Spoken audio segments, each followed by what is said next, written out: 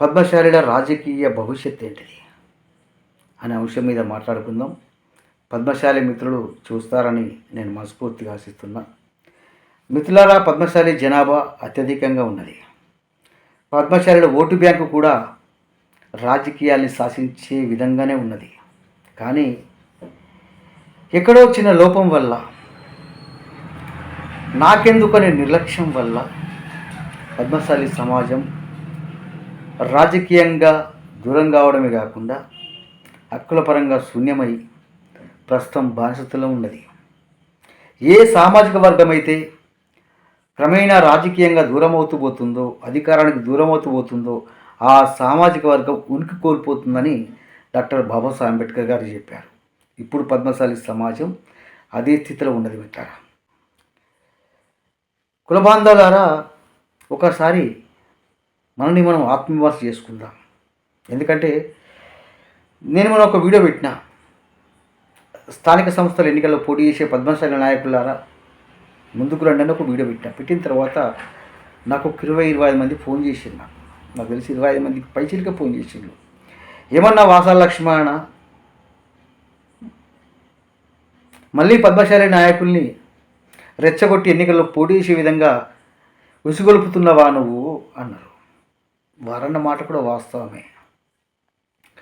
ఎందుకంటే మిట్లారా, గత అసెంబ్లీ ఎన్నికల విషయం తీసుకుందాం. ఎందుకంటే ఒక పద్మశాలి బిడ్డగా ఎవరో ఒకరు ముందుకోకపోతే పద్మశాలి సమాజం తీవ్రంగా నష్టం జరుగుతుందని చెప్పి నిజమైన పద్మశాలి బిడ్డలందరూ మాకు సపోర్ట్గా ఉండడం వల్ల ఒక 3-4-5 ఏళ్ళుగా కొట్లాడుతున్నాం. పద్మశాలి సమాజంలో చైతన్యం కోసం నిరంతరం శ్రమిస్తూనే ఉన్నాం. మొన్న అసెంబ్లీ ఎన్నికలు వచ్చినాయి మిట్లారా. మొన్న అసెంబ్లీ ఎన్నికల కంటే ముందు మేమే కాకుండా దాదాపు నాకు సంబంధం ఉన్న 4-5 మీడియా వ్యవస్థల్లో కూడా పద్మశాలి సమాజ చైతన్యం కోసం నిరంతరం ప్రయత్నం చేస్తూనే ఉన్నాం. మీకు తెలిసిన విషయం. మరి మొన్న అసెంబ్లీ ఎన్నికల్లో నేత కార్మికుల్ని బానిసల్ని చేసుకున్న కేటీఆర్ను ఓడించలేకపోయినాం. ఒక నియంత కేటీఆర్ను ఓడించలేకపోయినాం. జగిత్యాలలో బోగస్ రావాన్ని గెలిపించుకోలేకపోయినాం.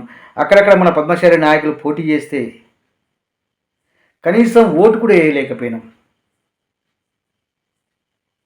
ఇప్పుడు మిత్రులారా, మనం రాజ్యాధికారాలను అందుకోవాలంటున్నాం.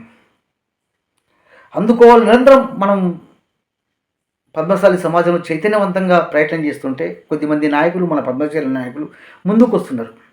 ఎన్నికల్లో పోటీ చేయాలంటే ఏదో ఆసమాసి వ్యవహారం కాదు. లక్షల రూపాయలు ఖర్చు పెట్టాలి, లక్షల కోట్లు ఖర్చు పెట్టాలి. మరి గత అసెంబ్లీ ఎన్నికల్లో మన పద్మశాలి నాయకులు కొద్దిమంది పోటీ చేసి లక్షల రూపాయలు ఖర్చు పెట్టిండ్రు. మనం కనీసం ఓటు కూడా వేయలేకపోయినాం. మరి మనం ఓటు వేయకుండా మనం రాజ్యాధికారాన్ని ఎట్లా అందుకుంటాం? ఒకసారి పద్మశాలి సోదరుడు ఆలోచించు. వీళ్ళు అందుకే రాజకీయాలు ఏమంటున్నాయి? ఒకడు అంటాడు కళ్ళుగూడాలు అంటాడు, ఒకడు అంటాడు పాపుల నిరుదులు అంటాడు, ఒకడు అంటాడు బోటి పేరికలు అంటాడు. అంటే మేధావుల సమాజం ఇలా ఏ దేవుని గుడిలో దేవునికి పూజ చేయాలంటే మనం అందించిన వస్త్రంతోనే పూజ చేయాలి. పసిగుడ్డు నుండి పండు ముసలి వరకు మనం అందించిన బట్టలతోనే మానవ జీవనం సాగుతుంది. అలాంటి మనం చేసే చిన్న తప్పు వల్ల మన పద్మశాలి సమాజాన్ని మనమే చిన్నగా చేసుకుంటున్నామా? ఇన్ని పడుతున్నా కూడా ఎందుకు మన సమాజంలో చలనం రావడం లేదు, సోయి రావడం లేదు, మనకు సిగ్గు చరం రావడం లేదు? ఒక పద్మశాలి బిడ్డగా అడుగుతున్నాను నేను. గత అసెంబ్లీ ఎన్నికల్లో మన ఓటు దమ్ము చూపించలేకపోయినాం. చాలామంది అంటారు, అన్న కేవలం పద్మశాలి ఓట్లేస్తేనే గెలుస్తారు. ఎస్, పద్మశాలీలు ఓట్లేస్తేనే గెలుస్తారు. గెలిసే 20 స్థానాలు ఉన్నాయి. పద్మశాలి ఓట్లేస్తే మిగతా బీసీ వర్గాలు ఇస్తాయి కదా. ఇలా చాలామంది నాకు ఫోన్ చేస్తున్నారు, ఏమన్నా మళ్ళీ సర్పంచ్గా పోటీ చేయాలి, ఎంపీటీసీగా పోటీ చేయాలి, జడ్పీటీసీగా పోటీ చేయాలి, పద్మశాలి రాజ్యాధికారం తీసుకువెళ్ళేందుకు మేము లక్షలు ఖర్చు పెట్టుకుంటాం, కానీ మన పద్మశాలి ఓట్లు ఇస్తారా అని అంటున్నారు. ఆలోచించండి పద్మశాలి సోదరులారా. ఇలా రాజ్యాధికారం లేకపోవడం వల్ల ఒక విషయం ఆలోచించండి. గత 10 ఏళ్ల పరిపాలనలో తెలంగాణ రాష్ట్ర విషయం తీసుకుంటే పద్మశాలి సమాజానికి ఒరిగింది ఏంటిది? ఆకలి చావులు, ఆత్మహత్యలు తప్ప. ఇప్పుడు వచ్చిన కాంగ్రెస్ ప్రభుత్వం అతి కొద్ది కాలంలో దాదాపు 20 నుంచి 25 మంది నేత కార్మికులు ఉపాధికారులు ఆత్మహత్య చేసుకుంటే ఎంత మొత్తుకున్నా సరే ప్రభుత్వం స్పందించడం లేదు. ఎందుకు స్పందించడం లేదంటే వీళ్ళ దగ్గర దమ్ము లేదు, చైతన్యం లేదు. మనం చేసిన తప్పు వల్ల మన సమాజానికి నష్టం జరుగుతున్నది. అది ఎందుకు ఆలోచించడం లేదు? ఆలోచించు పద్మశాలి సోదరుడా, ఒక పద్మశాలి బిడ్డగా ఆలోచించు. ఇలా అంతమంది నేత కార్మికులు చనిపోతే మన కోసం ఎవడు మాట్లాడాడు? ఇంకొని కాళ్ళు మొక్కాలే మాట్లాడడానికి. ఇంత జనాభా ఉన్న మనము రాజ్యాధికారం అందుకునే శక్తి మనకు లేదా? ఆలోచించండి. పద్మశాలులు ఖచ్చితంగా రాజ్యాధికారం అందుకోవాలనుకున్న వాళ్ళు వీడియో షేర్ చేయండి. ఖచ్చితంగా ఈ స్థానిక సంస్థల ఎన్నికల్లో పద్మశాలి దమ్ము ఇప్పించి వచ్చే అసెంబ్లీ ఎన్నికల నాటికి పద్మశాలులు రాజ్యాధికారం అందుకోవాలి అనుకునే ప్రతి పద్మశాలి బిడ్డ ఒక్కసారి గుండెల మీద చేతపెట్టుకుని ఆలోచించండి. పద్మశాలి సమాజానికి నా వంతు నేనేం ప్రయత్నం చేస్తున్నాను. ఒక పద్మశాలి బిడ్డగా జాతి సంక్షేమం కోసం అడిగేసినప్పుడు ఎన్నో ఇబ్బందులు పడ్డాం, ఎన్నో ఇక్కట్లు పడ్డాం, ఎన్నో కుట్రలు అనుభవించినాం, ఎన్నో కుతంత్రాలు అన్నీ వచ్చినా సరే ఎవరో ఒకరు ముందుకోకపోతే పద్మశాలి సమాజానికి తీవ్రంగా నష్టం జరుగుతుందని అడిగేసినాం. ఖచ్చితంగా ముందుకు వెళ్దాం.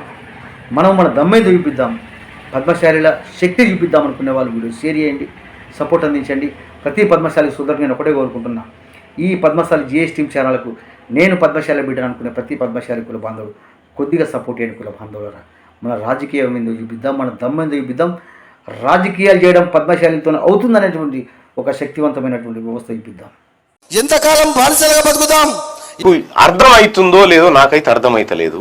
అది సోదరులారా, ఒక్కసారి ఇవాళ రాత్రి గుండె మీద చేసుకొని పండుకొని ఆలోచన చేయరి. మీకు పదే పదే చెప్తా ఉన్నారు. వాసం లక్ష్మీనారాయణ వాళ్ళంతా కలిసి తిరుగుతా ఉన్నారు కదా. మనకు కావాల్సింది బిచ్చం కాదురా, టికెట్లు కావాలరా అని అడుగుతా ఉన్నారు.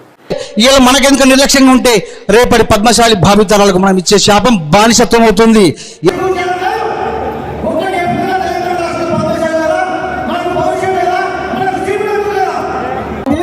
పద్మశాలి కోసం కొట్లాడుతూ ఉండాలి.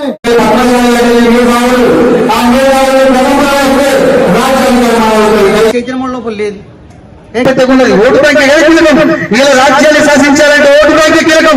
అంత పెద్ద ఓటు బ్యాంక్ మనం రాజకీయంగా చేస్తున్న కారణం ఏంటంటే మనం మాత్రమే. అందుకోసం మా బిచ్చగాళ్ళం కాదు, శాసించే స్థాయిలో ఉంటాం. రూల్ చేస్తాం, రూల్. మనం ఏ రాజకీయాలు భిక్షమర్పణ అవసరం లేదు, రూల్ చేస్తాం, శబ్దం చేస్తాం. ఆ శబ్దం ఎట్లుండాలంటే ఒక్కసారి పద్మశాలంటే నా పద్మశాలి సోదరులారా, నిజాన్ని విందాం. ఇప్పుడు మనకు కావాల్సింది చనిపోయిన నివాళులు కాదు, ఆకలి సాగు లేని పద్మశాలి సమాజం మనం కలిసికట్టుగా వెళ్దాం.